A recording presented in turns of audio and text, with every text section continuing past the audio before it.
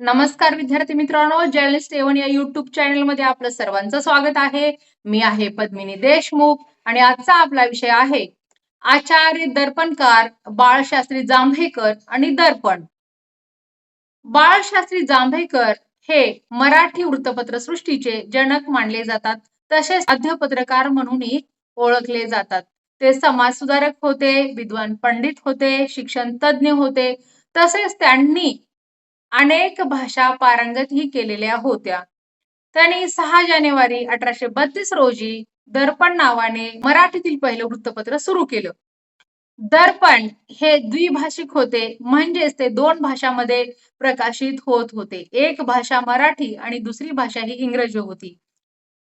इंग्रजी भाषेमध्ये वृत्तपत्र छापण्याचं कारण की भारतामधील जे स्थानिक ब्रिटिश लोक आहेत त्यांना मराठी वृत्तपत्रामध्ये काय मजकूर छापून आलेला आहे हे समजून यावे म्हणून तो मराठीतील जशाचा तसा मजकूर इंग्रजीमध्ये भाषांतर करून ते दैनिक प्रकाशित होत होते. जांभेकरांनी आपल्या पत्रकारितेचा उपयोग समाजातील दुःख, दारिद्र्य, अज्ञान, अंधश्रद्धा दूर करण्यासाठी केले. तसेच परदेशातील विद्या, कला, कौशल्य भारतीय लोकांना समजून यावे हाही उद्देश समोर ठेवून त्यांनी आपली पत्रकारिता केली. याविषयी संपूर्ण माहिती आपण आजच्या व्हिडिओमध्ये पाहणार आहोत. तर पाहूया सविस्तर माहिती पुढील प्रमाणे. प्रथम जांभेकरांविषयी थोडक्यात. मराठी वृत्तपत्र सृष्टीचे जनक, महाराष्ट्रातील आद्य पत्रकार, समाजसुधारक, शिक्षण तज्ज्ञ, विद्वान संपादक, विविध भाषा पारंगत असे बाळशास्त्री जांभेकरांचे अष्टपैलू व्यक्तिमत्व होते. त्यांचा जन्म 20 फेब्रुवारी 1812 रोजी रत्नागिरी जिल्ह्यातील पोंभुर्ले या गावी झाला. बालपणीच त्यांनी मराठी, संस्कृत, इतिहास, भूगोल आणि भाषांचे शिक्षण घेतले होते. नंतर मुंबईला येऊन गणित, रसायनशास्त्र, पदार्थविज्ञान इत्यादी विषयातही प्रावीण्य मिळवले होते.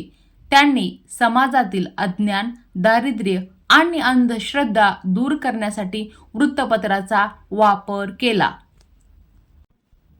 विधवांचा पुनर्विवाह, वैज्ञानिक दृष्टिकोनाचा प्रसार सातत्याने केला. शिक्षणाच्या प्रचार प्रसारासाठी त्यांनी 1845 मध्ये मुंबईत भारतातील पहिले अध्यापक विद्यालय सुरू केले आणि बॉम्बे नेटिव्ह जनरल लायब्ररी या नावाने पहिले सार्वजनिक वाचनालयही स्थापन केले. त्यांच्या या महान कार्यामुळे त्यांना मराठी वृत्तपत्र सृष्टीचे जनक आणि आचार्य म्हणून ओळखले जाऊ लागले. त्यांनी मराठी वृत्तपत्र सृष्टीमध्ये आपली मूर्तमेढ रोवून 17 मे 1846 रोजी जगाचा निरोप घेतला. दर्पण मराठीतील पहिले वृत्तपत्र. आचार्य बाळशास्त्री जांभेकरांनी मराठीतील पहिले वृत्तपत्र 6 जानेवारी 1832 रोजी दर्पण या नावाने सुरू केले. दर्पण हे मुंबईतून प्रकाशित होत होते. दर्पण हे सुरुवातीस पाक्षिक स्वरूपात होते. 4 मे 1832 रोजी ते साप्ताहिक म्हणून प्रकाशित होऊ लागले.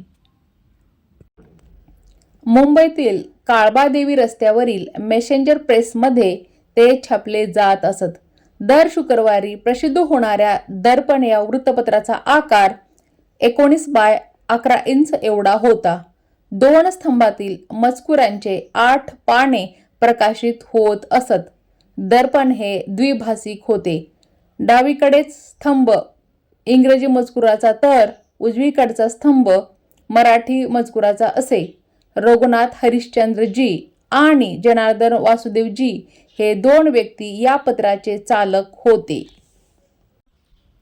जांभेकर जेव्हा संपादनाचे काम करायचे त्यावेळी त्यांच्या कार्यात गोविंद विठ्ठल कुटे उर्फ भाऊ महाजन यांचे सहकार्य त्यांना लाभत असे.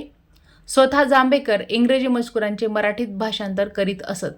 दर्पण या वृत्तपत्राचे प्रयोजन जांभेकरांनी एका निवेदनाद्वारे 12 नोव्हेंबर 1831 रोजी स्पष्ट केले असून त्यात आपल्या वृत्तपत्रांचे उद्दिष्टे कथन केलेली आहेत. दर्पणचा उद्देश नंबर 1. परदेशातील कला, विद्या, कौशल्य यांचा परिचय व्हावा हा मुख्य उद्देश दर्पण सुरू करण्यामागचा होता. नंबर 2. मनोरंजन करणे, चालत्या काळाची वर्तमान परिस्थिती कळवणे. नंबर 3. समाजाला प्रबोधन करणे, ज्ञान देणे हाही उद्देश दर्पणचा होता.